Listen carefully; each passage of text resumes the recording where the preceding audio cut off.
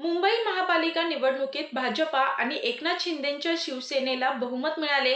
शिंदेच्या मदतीशिवाय भाजपा सत्ता स्थापन करू शकत नाही. तर ठाकरे देखील सत्तेपासून खूप दूर आहेत.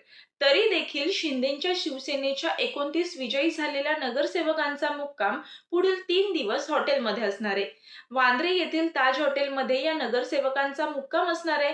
मुंबई महापालिकेमध्ये भाजपा आणि शिंदे सेनेने एक हाती सत्ता आणली आहे. भाजपाचे 89 तर शिंदे सेनेचे 29 उमेदवार निवडून आलेत. सत्ता स्थापनेसाठी लागणाऱ्या बहुमताच्या थोडं जास्तच जागा यांनी जिंकलेल्या आहेत.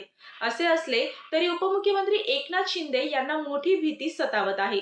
यामुळे ते आपले निवडून आलेल्या उमेदवारांना दगाफटका होऊ नये म्हणून हॉटेलमध्ये ठेवणार आहेत. ठाकरे गटासह महाविकास आघाडीने जर सत्ता स्थापनेचा प्रयत्न केला तर त्यांना शिंदे गटाला फोडणे सोयीचे ठरणार आहे. कारण शिंदेचे निवडून आलेले नगरसेवक हे पूर्वाश्रमीचे ठाकरेंचेच पदाधिकारी होते. यामुळे या लोकांना समजावणे ठाकरेंना सोपं जाईल आणि त्याचा फटका महायुतीला बसेल अशी भीती कदाचित शिंदेंना वाटत असावी.